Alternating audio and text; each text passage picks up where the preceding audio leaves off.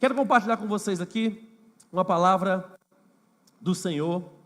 Abra, por favor, a sua Bíblia no livro de Lucas. O Evangelho de Lucas.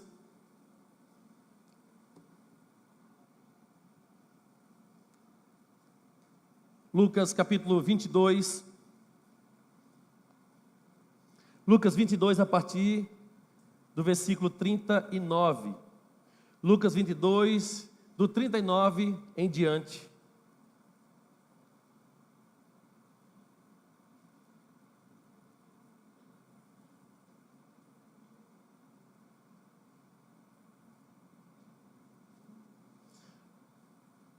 Lucas 22, do 39 em diante. E assim diz a palavra do Senhor. Como de costume, Jesus foi para o Monte das Oliveiras e os seus discípulos o seguiram. Chegando ao lugar, ele lhes disse: orem para que vocês não caiam em tentação. Ele se afastou deles a uma pequena distância, ajoelhou-se e começou a orar. Pai, se queres, afasta de mim esse cálice, contudo, não seja feita a minha vontade, mas a tua. Apareceu-lhe então um anjo do céu que o fortalecia. Estando angustiado, ele orou ainda mais intensamente. E o texto diz o seguinte: e o seu suor eram como gotas de sangue que caíam no chão. Quando se levantou da oração e voltou aos discípulos, encontrou-os dormindo. Dormiam pela tristeza, porque estão dormindo, perguntou ele. Levantem-se e orem para que vocês não caiam em tentação. Versículo 47 diz: enquanto ele ainda falava, apareceu uma multidão conduzida por Judas, um dos 12. Este se aproximou de Jesus para saudá-lo com um beijo. Mas Jesus lhe respondeu: Judas, com um beijo você está traindo o Filho do Homem? Ao verem o que ia acontecer, os que estavam com Jesus lhe disseram: Senhor, atacaremos com espada? E um deles feriu o servo do sumo sacerdote, decepando-lhe a orelha direita. Jesus, porém, respondeu: basta. E tocando na orelha do homem, ele o curou. Então Jesus disse aos chefes dos sacerdotes, aos oficiais da guarda do templo e aos líderes religiosos que tinham vindo procurá-lo: estou eu chefiando alguma rebelião para que vocês tenham vindo com espadas e varas? Todos os dias eu estava com vocês no templo e vocês não levantaram a mão contra mim. Mas esta é a hora de vocês, quando as trevas reinam. Então prendendo-o, levaram-no para a casa do sumo sacerdote. Pedro seguia à distância. Mas quando acenderam fogo no meio do pátio e se assentaram ao redor deles, Pedro sentou-se com eles. Uma criada o viu sentado ali à luz do fogo, olhou fixamente para ele e disse: este homem estava com ele.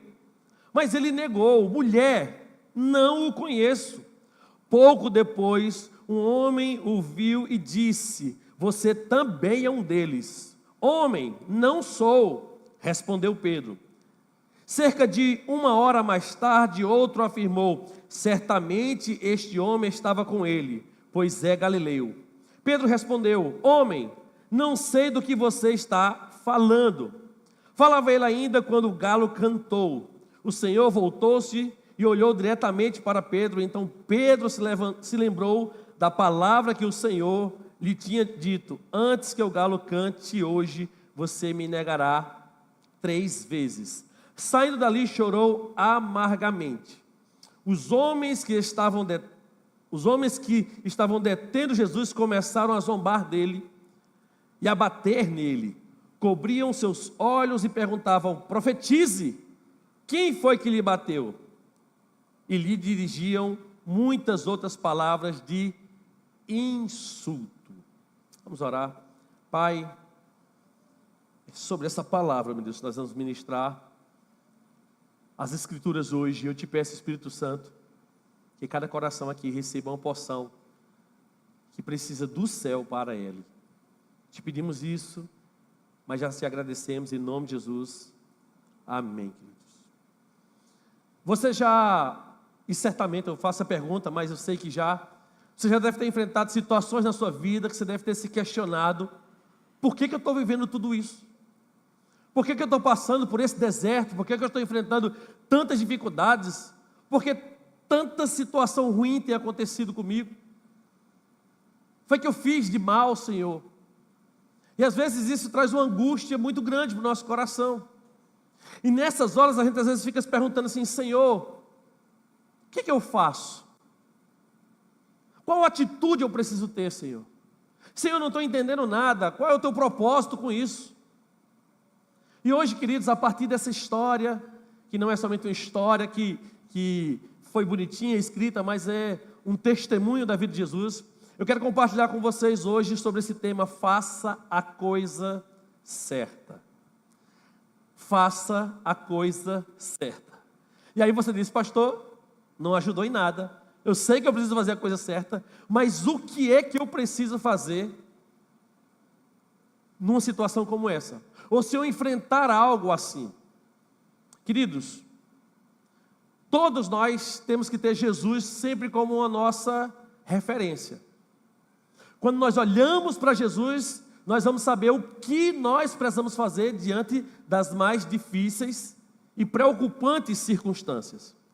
A caminhada aqui que nós vemos de Jesus até a cruz nos mostra algo muito importante que muitas vezes nós não queremos aceitar. Você sabe o que é que muitas vezes nós não queremos aceitar? Que a fidelidade a Deus, que a obediência a Deus, que andar em comunhão com Deus não vai nos isentar de termos ou de passarmos por situações dolorosas. Muitas vezes nós precisamos ficar repetindo isso. E por quê, queridos? Porque da mesma maneira que a gente precisa ficar repetindo a palavra, vocês certamente muitas vezes são atacados pelo mal. E muitas vezes o mal atinge exatamente áreas que são vulneráveis nas nossas vidas. Ao contrário desse pensamento, em muitos momentos, talvez você já tenha até muitos testemunhos para falar sobre situações dolorosas que você viveu, é justamente por viver o propósito, a obediência, a fidelidade a Deus, que muitas vezes nós vamos enfrentar pressões mais intensas. Talvez você diga assim: ah, pastor, então peraí, então é mais vantagem não ser um discípulo de Jesus do que ser um discípulo. Porque se eu vou ser um discípulo de Jesus, eu vou enfrentar situações mais intensas. Sim, você vai e provavelmente vai enfrentar situações mais intensas, mas tem um detalhe: a Bíblia diz que o Senhor estaria conosco todos os dias, até a consumação do século. Uma coisa é você enfrentar as situações difíceis sozinho, outra coisa é você enfrentar as situações difíceis com Cristo na sua vida. Você acha que foi mais fácil ou seria mais difícil enfrentar uma tempestade com Jesus dentro do barco? Claro que era mais fácil. É mais fácil enfrentar uma tempestade com Jesus do que sem Jesus. Você acha que foi mais fácil para o povo judeu atravessar o deserto com Deus ou sem Deus? Claro que seria com Deus. Porque com Deus, quando era frio, Ele colocava uma coluna de fogo. E quando era calor, Ele colocava uma nuvem que cobria e protegia os judeus. E não somente fazia isso, mas alimentava ele todos os dias. Então, o que é mais fácil, seguir uma vida sem Jesus ou com Jesus? É claro que é com Jesus. E seguir uma vida com Jesus não é somente ter uma impressão que Ele está com você, é ter convicção que Ele está com você. Não é sobre o que eu sinto, não, é sobre o que eu creio. Aqui no Getsemane, queridos, nós vemos Jesus profundamente angustiado. Sim, Jesus passou por situações angustiantes. Talvez você diga: pastor, mas eu sou crente, eu estou passando por situação tão difícil. Eu e você, nós não somos melhores do que Jesus. Será que você pode repetir para você mesmo: eu não sou melhor do que Jesus? Queridos, Jesus passou por uma situação angustiante, mas não foi uma angústia qualquer. Foi uma situação super angustiante. Lucas diz que as gotas de suor se tornaram como gotas de sangue. É uma angústia profunda que ele estava vivendo. Mas sabe o que a gente vê em Jesus? que ele não se abateu. E nós falamos isso domingo passado, não se deixe abater. Jesus não se deixou abater. De fato, Jesus ele sente o peso, mas Jesus não abandona o propósito. Para você chegar até aqui, você teve que enfrentar muitas coisas. E quando eu falo até aqui, não é só a esse local, mas até esse momento da sua vida, para você estabelecer um casamento, para você estabelecer uma criação de filhos, para você estabelecer um propósito profissional, enfim, todas as áreas. Você sabe que você sofreu muito, você passou por dificuldades. E queridos, a gente olha para Jesus e a gente percebe que Jesus ele sente o peso, mas ele não abandona o propósito. Ele sofre, mas ele permanece firme na sua identidade. Jesus sabia quem ele era. Ele era filho de Deus, ele era o Salvador. Isso faz toda a diferença. Por quê? Porque Jesus sabia que independente do que ele passaria, isso não afetaria quem ele era em Deus.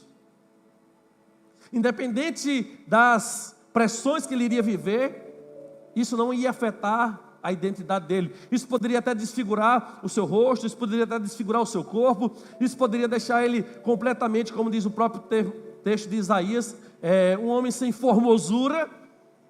Mas Jesus continuou a mesma essência que ele tinha na sua identidade. Ele continuou como Filho de Deus, como Salvador do mundo. Permanecer firme, queridos, no propósito não significa ausência de dor, ausência de dificuldade. Quando eu falo propósito, é você como homem, como mulher de Deus. Não significa que você não vai ter problemas. Significa que eu e você precisamos tomar decisões certas quando tudo ao nosso redor está nos pressionando a desistir. Talvez essa semana foi uma semana que você pensou: eu vou desistir, eu vou abandonar, eu não vou continuar, eu não aguento. Talvez você repetiu muito sobre isso essa semana ou durante esses dias. E tem dias que a gente está exatamente assim. Jesus vai até Deus, ele ora e ele diz: Senhor, se for possível, passa de mim esse cálice. Jesus sabia todo o sofrimento que ele continuaria enfrentando, porque até ali ele já tinha enfrentado muito sofrimento. Jesus sabia a dor que ele ia enfrentar, e ele ora e diz: Pai, se for possível, passa de mim esse cálice. Contudo, faz o que eu quero, faz o que o Senhor quer. Então a primeira decisão certa que eu e você precisamos tomar, queridos, é: aceite que coisas ruins acontecem com pessoas boas. Coisas ruins acontecem com pessoas boas. Você pode dizer: pastor, blasfêmia aí agora, porque o próprio Jesus disse que não existe ninguém bom, a não ser o Pai. Eu não estou falando no sentido de bom, no sentido de perfeito, no sentido de não pecar. Eu estou falando de pessoas boas que têm sempre a intenção do coração de fazer a coisa certa, de ser honesto, de não falar uma palavra que vai ofender alguém, de pagar as suas contas. Pessoas que, de fato, procuram ter uma vida e ter um testemunho intocável. Não, pastor, isso não é possível. Tá bom, religioso, escute uma coisa. Estou falando de pessoas que você olha assim e fala assim: essa é uma boa pessoa, é um bom crente, é comprometido, é fiel a Deus, serve a Deus de todo o coração. É uma pessoa que quando precisa ajudar alguém, ele está ali à disposição. É uma pessoa que é fiel em tudo. É uma pessoa que cuida bem dos filhos, que cuida bem do esposo, cuida bem da esposa. É uma pessoa, é um provedor da casa, é um protetor da casa. Aquela mulher, mulher sábia, ela edifica a sua casa. Eu estou falando de pessoas boas nessa perspectiva. Então, a primeira coisa que nós precisamos entender na vida, queridos, é que coisas ruins acontecem com pessoas boas, e não tem nada a ver com o descuido de Deus com a nossa vida, tem a ver com o ambiente onde a gente vive. Se você entrar em uma carvoaria, certamente você, por mais cuidado que você tenha, você vai sair sujo daquele lugar. Por quê? Porque o ambiente está todo contaminado ali com um pó escuro.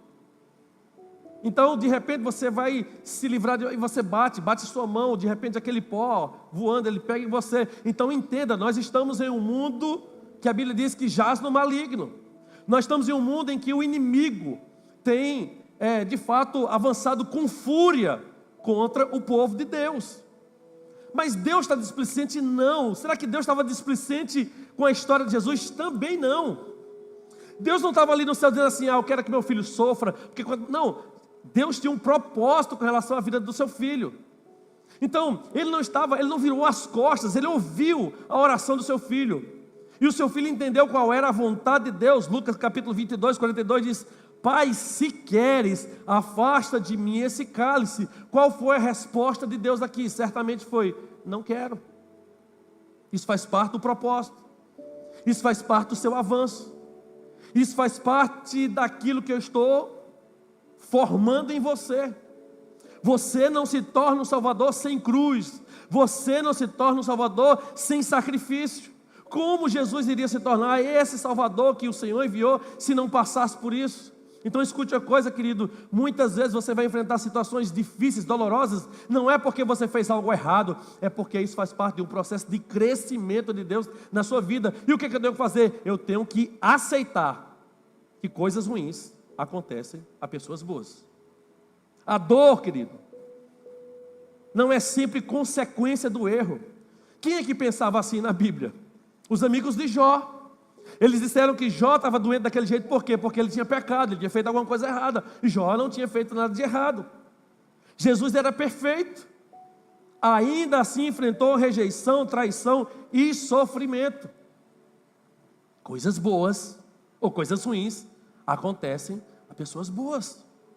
Por que Jesus precisou enfrentar a rejeição, a traição, o sofrimento, dor? Porque ele estava cumprindo um propósito. Ele estava obedecendo ao Pai.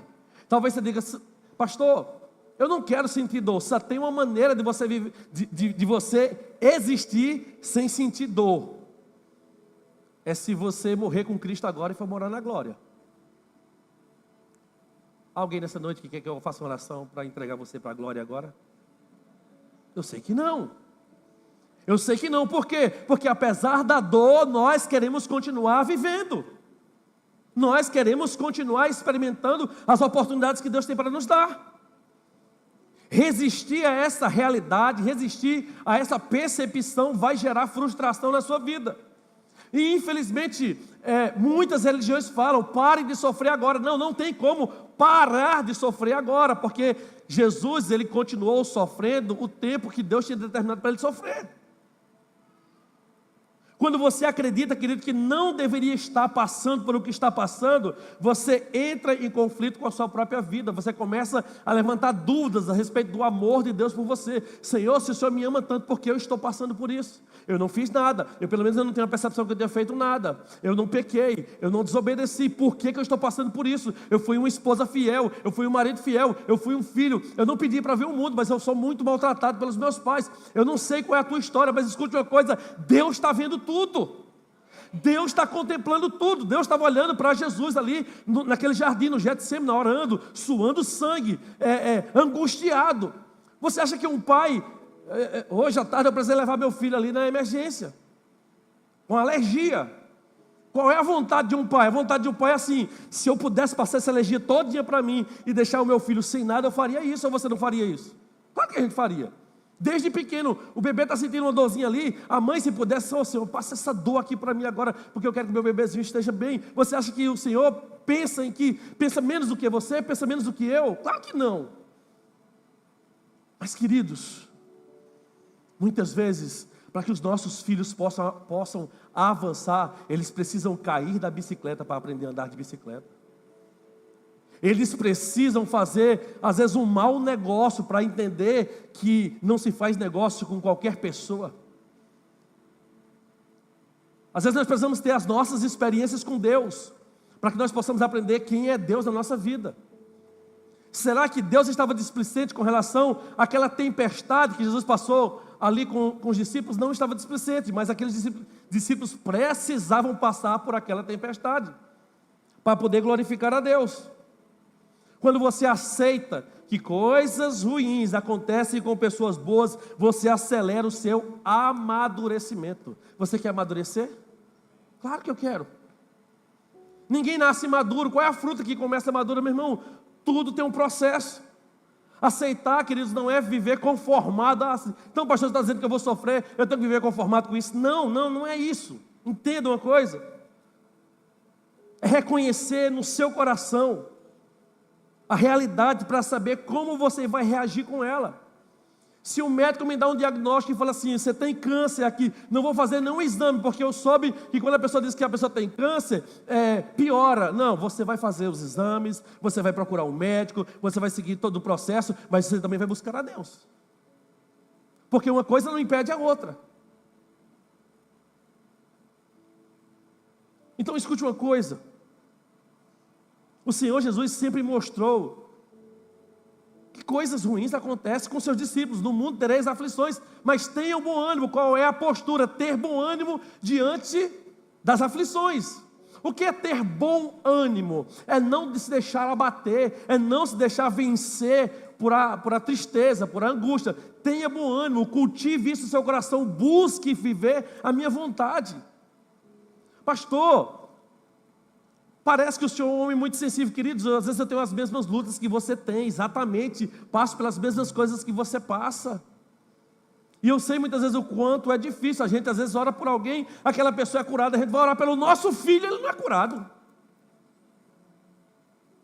Foi falta de fé?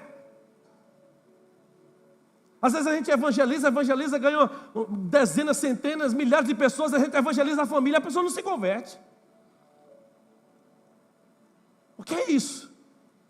É Deus que está displicente? É Deus que só age em favor dos outros? Não, queridos, é Deus que tem um propósito. Pare de viver se perguntando por que isso está acontecendo comigo.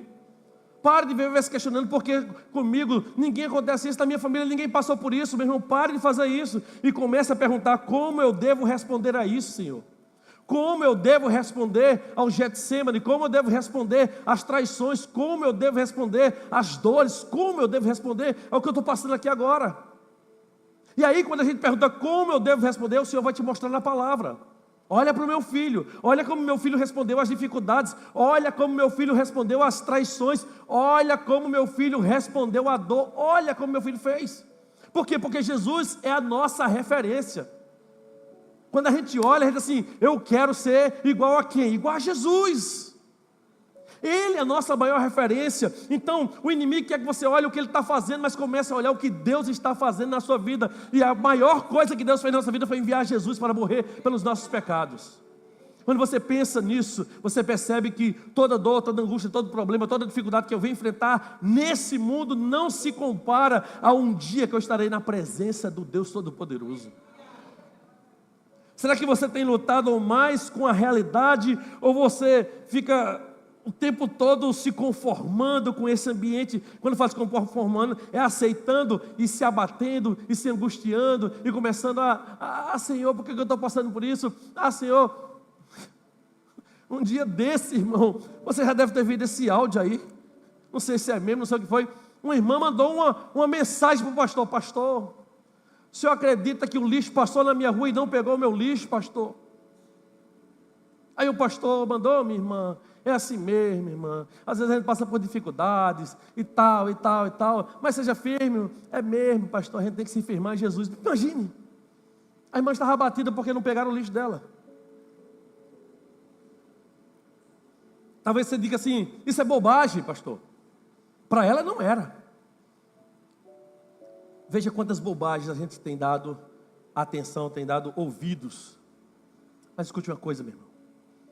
Nós estamos falando sobre Jesus, sobre o Rei dos Reis, sobre o Senhor dos Senhores, aquele que tem todas as respostas que eu e você precisamos. Aquele que me ensina a aceitar a realidade e aprender, através dessa realidade, o que Deus quer fazer. Então você vai sair daqui com essa frase: coisas ruins acontecem a pessoas boas. Quando alguém diz assim: mas tu não é crente? Coisas ruins acontecem com pessoas boas, porque o meu próprio Jesus disse que no mundo eu teria aflições, mas que eu tivesse bom ânimo, porque assim como ele venceu, eu também vou vencer. Qual é a segunda coisa que eu destacaria aqui? Qual é a segunda decisão que eu preciso tomar? O que eu preciso entender? Segundo, queridos, saiba lidar com o que pode te fragilizar. O que te fragiliza? O que você sente uma sensibilidade maior do que outras coisas? Você consegue perceber quais são as áreas, quando você vê o super-homem, um homem forte, um homem de ferro, mas a criptonita fragilizava as forças daquele homem. Você pensa, meu Deus, uma luzinha verde dessa aqui, um negocinho verde desse, prejudica um homem tão forte? Sim, muitas vezes é isso. Existem áreas muito sensíveis, e áreas que são muito sensíveis, a gente precisa saber lidar com elas.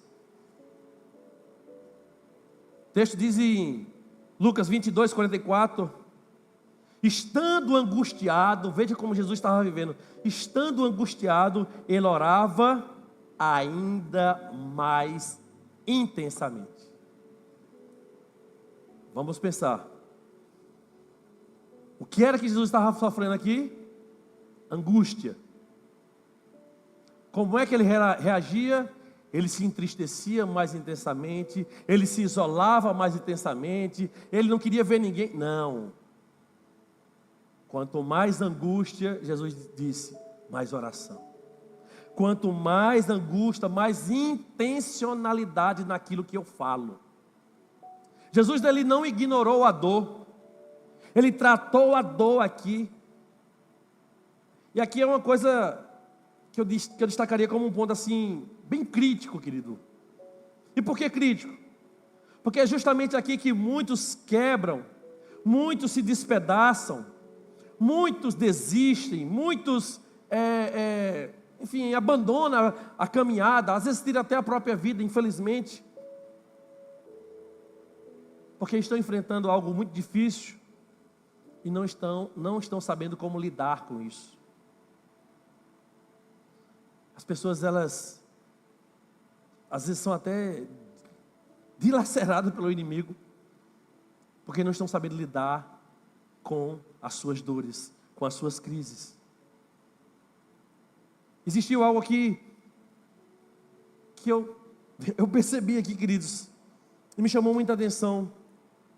Jesus ele foi atingido em várias dimensões, em muitas dimensões na sua vida, só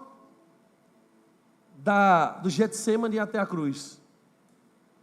Por exemplo, o ser humano tem quantos sentidos? 15, né? Eita, menino. Nós temos o olfato, nós temos o paladar, nós temos o tato, nós temos a visão e nós temos a audição. E vim aqui para a PIB também, é cultura aí também, viu? Olha como as coisas aconteceram na vida de Jesus. Jesus, ele foi atingido no seu paladar. Quando ele pede água, o que é que entrega para ele? Vinagre. E dizem que aquela esponja ali que entregaram para Jesus era uma esponja muito suja. Então atingiram Jesus no seu paladar.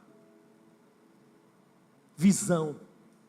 Não visão no sentido de propósito, mas visão no sentido do que vê. Frustração com pessoas. Jesus olha para pessoas que estão lhe traindo. O texto diz que quando Pedro nega Jesus, ele olha para Jesus. Jesus olha para ele. E Pedro saiu dali angustiado, triste, abatido. Jesus viu tudo aquilo. Jesus viu, diz o texto, quando ele estava orando, uma multidão que vinha lhe prender. E quem é que vinha no meio deles? Um dos 12. Ele vê Judas, ele vê alguém próximo, ele vê alguém vindo traí-lo. Mas escute uma coisa, nem todo mundo que anda com você está com você. Nem todas as pessoas que sentam na sua mesa têm comunhão com você. Então Jesus, ele vê isso. Ele também é atingido no tato, dor física. Pregos entram nas suas mãos, e não são qualquer pregos. São pregos tão fortes, que são capazes de segurar um homem pendurado. Jesus, ele recebe um beijo do traidor.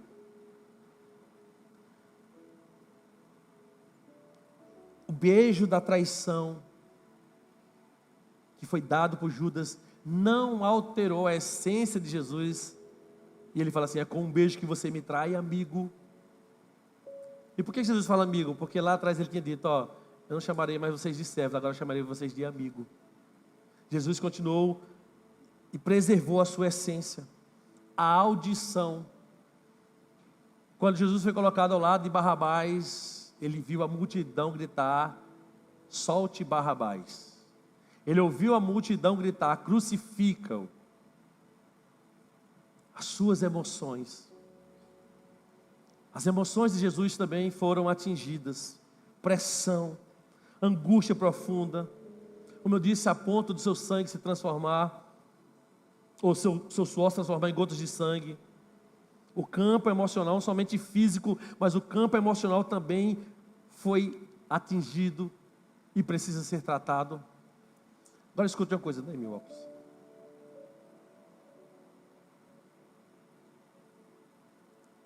Meu Deus, calma. Esse óculos, ele tem um poder. E esse óculos, ele me ajuda a não investir tempo, a não perceber tantas coisas ruins. Esse óculos, ele tem um poder. Quando eu coloco esse óculos aqui, eu até sei que eu sinto dor, mas a minha atenção não vai para a dor. Quando eu coloco esse óculos, eu até sei que pessoas me traem, mas eu não ocupo o meu coração com quem está me traindo. Esse óculos me dá um poder que quando alguém fala alguma coisa para me entristecer, ele me ajuda a me concentrar naquilo que me traz alegria. Esse óculos, ele é especial. E por que ele é especial? Porque ele me ajuda a lidar com as fragilidades da minha vida. Ele me ajuda a lidar com as dificuldades que às vezes nem todos sabem, mas eu sei. Esse óculos me ajuda com isso. Talvez você diga assim: pastor, esse óculos ajuda com a angústia? Sim, ele pode te ajudar com a tua angústia. Pastor, esse óculos ajuda com desespero? Estou desesperado. Ele ajuda com desespero. Pastor, esse óculos aqui ajuda com crises existenciais? Sim, esse óculos aqui ajuda. Eu estou vendendo esse óculos. Brincadeira, queridos. Mas imagine que esse óculos tivesse esse superpoder. Quanto você pagaria por esse óculos? Talvez você dizia: pastor, tudo. Eu pagaria tudo. Eu pagaria tudo para não me deixar afetar com essa criptonita que me enfraquece, com essas fragilidades que eu tenho. Você não precisa de um óculos. Você precisa saber lidar com as situações. Você precisa entender que há atitudes que nós precisamos tomar, senão as coisas não mudam. Como é que Jesus lidou com isso? Como é que Jesus enfrentou tudo isso que eu falei? Traição, como Jesus lidou com dor, como Jesus lidou com abandono, como é que Jesus lidou com solidão, como é que Jesus conseguiu lidar estava com sede, deram um vinagre para ele, como é que ele conseguiu lidar com isso? Até mesmo naquele momento ali na cruz, Jesus orou, ele se submeteu à vontade de Deus, ele não reagiu de maneira impulsiva, ele manteve o foco no propósito. Esse óculos ajuda você a manter o foco no propósito. Mentira, não ajuda nada. Quem te ajuda a manter o foco no propósito é Deus na tua vida, meu querido. É Deus na tua vida, é você ir e se levantar quando cair, dizer assim: eu vou continuar avançando porque o meu Redentor vive, o meu Senhor cuida de mim. Você não pode impedir certos ataques, você não pode impedir de repente certas dificuldades que você vai enfrentar nesse mundo caído, mas pode decidir como vai responder a elas. Qual atitude você vai ter? O que hoje tem te atingido, queridos, é uma realidade. Não adianta você dizer assim: eu vou ignorar a dor, eu vou ignorar a traição, eu vou ignorar o abandono, eu vou ignorar a angústia, eu vou ignorar a depressão. Não adianta ignorar as coisas, porque elas continuam ali. Jesus não ignorou A vontade do Pai, você tem que enfrentar isso aqui. Jesus não ignorou os cravos, ia doer mesmo, furava que ia doer. Jesus não ignorou o abandono dos discípulos, todos fugiram, ele estava ali sozinho. Humanamente falando, né? Ele foi abandonado por aqueles que Pedro disse que iria com ele até a morte. Cadê Pedro? Estava negando. Jesus estava ali. Sabe o que Jesus me ensina? Que eu preciso aprender a lidar com as minhas fragilidades. Às vezes, uma fragilidade que eu tenho é diferente da que me tem. De repente ela tem uma coisa que eu falo assim, isso é besteira, Mi. E ela olha para mim assim, isso é besteira. Por exemplo, uma gripe, ela acha que é besteira. E nós homens sabemos que uma gripe, meu Deus, Deus te livre de uma má hora dessa, homem. Mas queridos, o Senhor está nos ensinando o seguinte, faça a coisa certa. E a coisa certa é, aprenda a lidar com isso. Por quê? Porque eu não sei quando Deus vai te ajudar a romper com isso. Então, enquanto Deus não te permite, aprenda a se adaptar a isso, aprenda a não se curvar diante disso. E por último, faça a coisa certa. Entregue nas mãos de Deus o que você não pode controlar.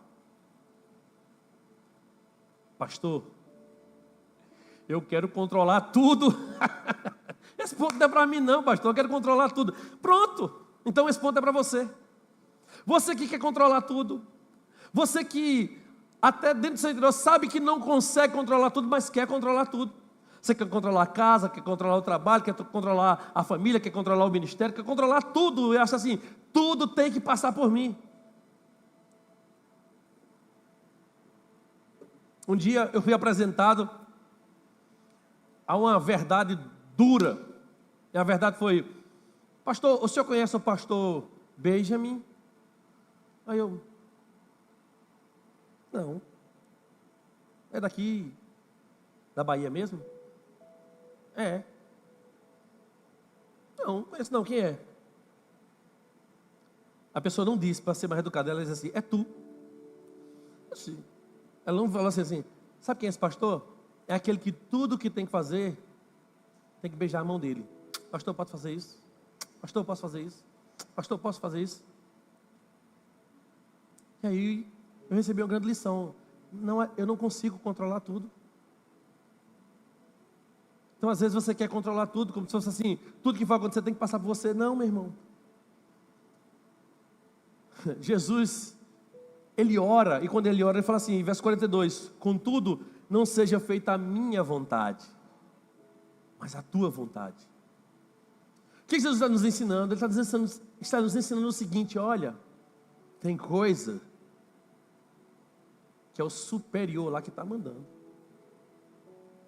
Tem coisas que é só o superior que pode, e esse superior tem nome, Deus. Jesus reconheceu, nesse caso, permitido por Deus um limite. Ele não tenta controlar tudo aqui, mas ele decide confiar. Ele decide confiar. E aqui, meus irmãos, está um dos maiores desafios na nossa vida cristã. Aprender a discernir o que eu preciso fazer, o que depende de mim e o que depende de Deus e eu preciso entregar para Ele. Talvez essa seja a sua maior luta. E sabe como é que a gente adquire essa percepção? Não é com esse óculos aqui não. Essa chave aí. Eu tenho aqui na minha mão uma chave. E essa chave da minha vida, a chave dos meus passos precisa ser entregue nas mãos de Deus. Se eu pegar essa chave aqui e ficar ali, bem pertinho da porta, e apertar o botão lá no meu carro, ele não liga. Se eu pegar e fizer assim, ele não liga. Se eu tiver com o corpo dentro do carro e vier com a chave assim, o carro não liga. Mas se eu colocar a chave dentro do carro, ele liga. Porque o carro ele reconhece. Porque essa chave ela tem uma codificação que ele reconhece e não sei como é, mas ele autoriza o comando e o carro liga. Você precisa entregar a chave da sua vida nas mãos de Deus. Não adianta você fazer assim, toma. Você não vai adquirir uma sensibilidade para perceber o que você precisa fazer e o que Deus precisa fazer só com relacionamento com Ele. Não adianta você dizer, mas eu estou quase todo, mas se não tiver todo, você não vai adquirir essa sensibilidade. Jesus entendeu ali, Senhor, não seja feita a minha vontade, seja feita a tua vontade. Estabeleça a tua vontade aqui agora na minha vida. Mas a vontade de Deus foi que Jesus passasse por humilhação. A vontade de Deus incluía Jesus passar por traição, incluía Jesus passar por dor, incluía Jesus passar por angústia, sim. Mas Deus não estava olhando uma fotografia de Jesus, Deus estava olhando o final de tudo isso. Escute uma coisa, o mais importante na vida, queridos, nem sempre é quando você começa, é quando você termina as coisas. É quando você conclui as coisas. Nem tudo está sobre o meu, nem sobre o seu controle. Tentar controlar tudo vai gerar o quê? Ansiedade. E pode ter certeza, geralmente pessoas ansiosas são pessoas que querem controlar tudo. Vai desgastando, vai te frustrando. Por quê? Porque você percebe que não dá conta. Entregar, queridos, não é desistir, é confiar. Quando Jesus está dizendo assim, faça a tua vontade, ele não estava desistindo da vontade dele, ele estava confiando que a vontade do Pai, nesse aspecto aqui, era melhor do que a dele. Jesus não fugiu da cruz, mas também não tentou evitá-la fora da vontade do Pai. É duro, é difícil, eu tenho que enfrentar isso, mas eu vou enfrentar, eu vou encarar isso. Lembra do primeiro ponto? Coisas ruins acontecem a pessoas boas. Jesus entendeu, olha, eu sei que para que eu possa cumprir o meu papel como Salvador, a cruz faz parte. Deus age onde a nossa capacidade termina. Coloque isso no seu coração, Deus vai agir aonde a tua capacidade termina. Quando Jesus diz está consumado, e ele fala isso lá na cruz do Calvário, está consumado. Ele mostra que cumpriu a sua parte, o restante estava nas mãos de Deus. Pai, em tuas mãos entrego o meu espírito. Está consumado. E agora é com Deus. E Jesus no terceiro dia se levanta, se ressuscita e se torna um salvador do mundo. Talvez você tenha dado a chave da sua vida, das suas emoções, a dor. E aí você vive angustiado. Você deu a chave da sua vida a pessoas e você vive se comparando. Você deu a chave da sua vida a sua profissão, e quando não sai bem, você diz assim, eu sou infeliz. Por quê? Porque a chave da sua vida está ali, mas quando você entrega ao Senhor, quando você deposita a sua confiança nas mãos de Deus, você faz a coisa certa. Tem coisas que talvez na sua casa você vem lutando até hoje, você vai dizer, Senhor, eu entrego nas tuas mãos, e aí você vai fazer a coisa certa. Agora não entregue e diga assim, está fazendo o que aqui? Eu vim pegar a chave. Ou você entrega, ou você fica com a chave. Ou você toma a decisão de obedecer, de seguir, de confiar, de se entregar o controle das coisas a Deus, ou você fica sobre o controle. Quando você solta o controle, meu irmão, Deus assume a direção, Deus assume o governo. Quando você solta o controle, e aí sabe qual é o difícil? É a gente soltar o controle. Porque a gente acha que quando a gente soltar o controle, Deus vai demorar. Quando a gente soltar o controle, Deus não vai levantar alguém. Quando a gente soltar o controle, parece que Deus não vai fazer o papel dele. Ei, quem não cumpre o que promete é você, não Deus. Sou eu que não cumpro o que eu prometo. Deus cumpre. Quem mente não é Deus, somos nós. Quem desobedece somos nós e não Deus. Quem abandona, e quem abandonou Jesus foram os discípulos, somos nós e não Deus. Jesus está lá na cruz do Calvário, os últimos instantes da sua respiração, Deus estava lá com seu filho, mesmo entendendo que ele iria carregar todo o peso do pecado de todo mundo. O meu e o seu estava lá. Então, queridos, Jesus não se deixou abater porque ele sabia, Jesus tinha confiança, Jesus tinha convicção quem era, para que ele veio. Jesus sabia a sua identidade, e essa identidade que ele tinha com Deus sustentou o propósito dele. Então aprenda uma coisa: você não precisa ficar lutando com os problemas e dificuldades, você precisa aprender a fazer a coisa certa. Você precisa aprender a tomar decisões acertadas. Aceite a realidade. E eu já falei, aceitar a realidade não é se curvar no sentido de ser indiferente. Não, aceitar a realidade é assim: Senhor, eu creio que o Senhor está sob o controle. O que eu puder fazer, eu vou fazer. É um exame que eu preciso fazer, eu vou fazer esse exame. É uma prova que eu preciso fazer, eu vou fazer essa prova. Eu vou seguir, mas o que eu não consigo fazer, é o Senhor que vai. Aceite a realidade. Aprenda a lidar com as pressões da vida, meu irmão. Só tem um lugar que muitas vezes nós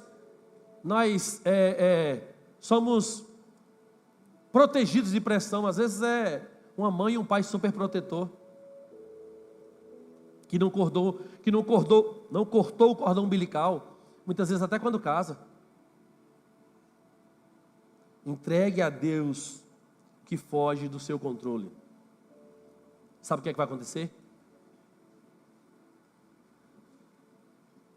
Coisas boas irão acontecer com a sua vida.